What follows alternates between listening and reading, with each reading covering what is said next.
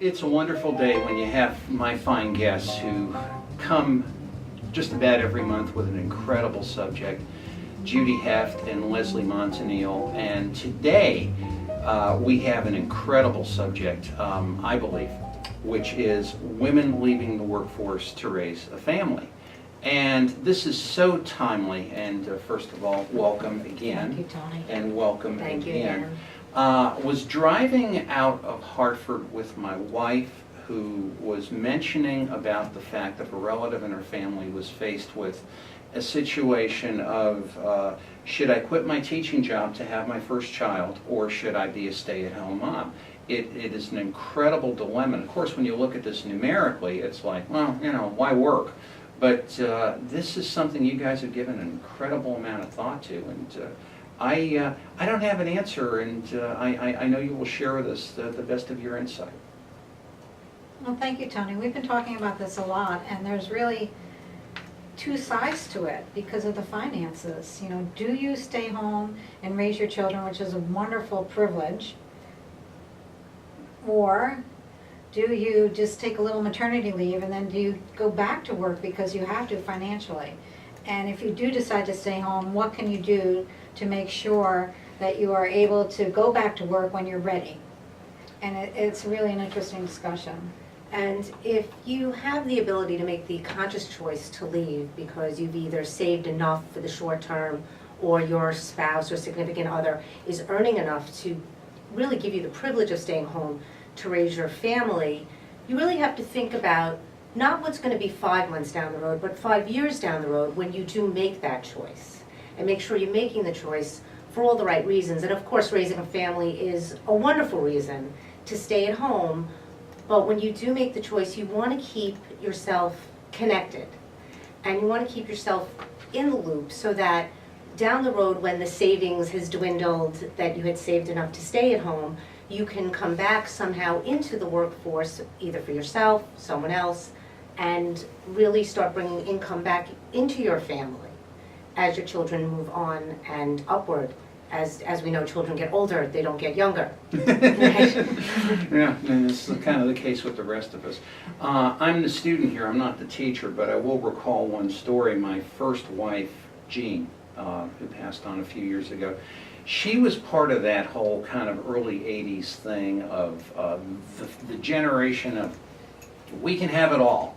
You know, we can have a family, we can have a full-time job, and there's nothing stopping us. And 10, 15, 20 years down the road, when you'd sit at college reunions with her classmates, it would kind of be, and they were shaking their heads saying, they didn't tell us about this.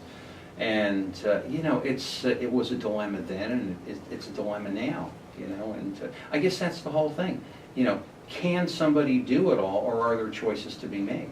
Well, I think it really depends on what you think having it all means. And, interesting. You know, having it all for one person is not the same for the next person. There are families out there who have 3 children. There are families who have 1 child. If you know that you want a large family, then if you opt out of the workforce and leave the big career, you then want to take advantage of staying connected to that former colleague. You want to have coffee when they invite you. You then maybe want to form a social group with the moms around you as your children are starting to grow up. So if you're having 3 children, by the time the youngest hits kindergarten, you've formulated a new network that, you know, maybe you can then take those skills you had to move on. And maybe that's having it all for that person. You know, maybe continuing to stay home is having it all for that person. I don't think it's one particular having it all as it was in the 80s. Right, it's not a one-size-fits-all is what you're saying. Correct. You know, there's different ways of staying at home too. You could work from home one day, and then you can job share with other people. You can start your own business. You could blog. You could write a journal, a mommy blog. You can do other things to keep connected, to just stay out there, to keep your finger in the pot, so to speak. Keep your social networking and your business networking up to date. So there's a lot of ways to do that. And I think one of the reasons why a lot of women opt to go back to work is because of health insurance. They might be the one carrying the health insurance. And the cost of daycare being so ridiculously expensive. Incredibly expensive. You know, having a nanny and having daycare is very high cost. I was very lucky When I had my kids, I brought them to work with me a lot of times. So in being an entrepreneur, I was able to do that, and that worked for me. But it was still really hard. It's very difficult, and no matter what anybody tells you, it's not all that glamorous to try to have it all as we did in the 80s. I think also if you're thinking of leaving because you want to raise your family, you have to look at your company and see what they offer. They may offer a job share program. They may offer a stay-at-home and work 2-day program. There could be a lot of opportunities out there if you look into them and certainly research them.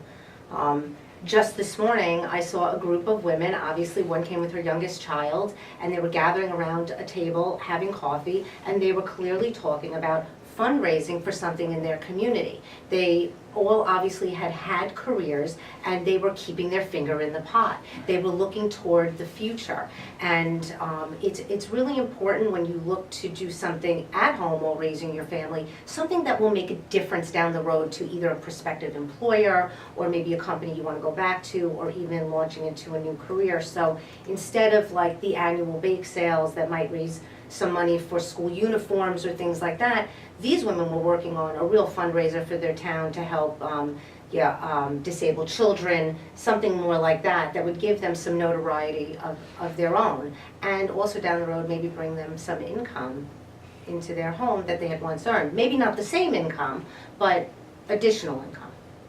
It keeps them open to meeting different people too in other professions that they might not normally have met if they were just networking or, you know, socializing with the other mommies. But being out there in the community is what keeps their fingers out there and gives them an opportunity if they decide to go back. Well, you hit on an interesting point, and you're probably only going to hear it on this show, but I am understanding we are coming up on a hard break. I'm going to lead that off in our second segment because it's something about men being men and women being women, and you know, we don't hear a lot about that, but you're going to hear about it because I think it's an important part of this discussion. Tony D'Angelo, Leslie Montanile, Judy Heft, segment 1 of 3. We'll be back in a second. Women leaving the workforce, what to do. Right back.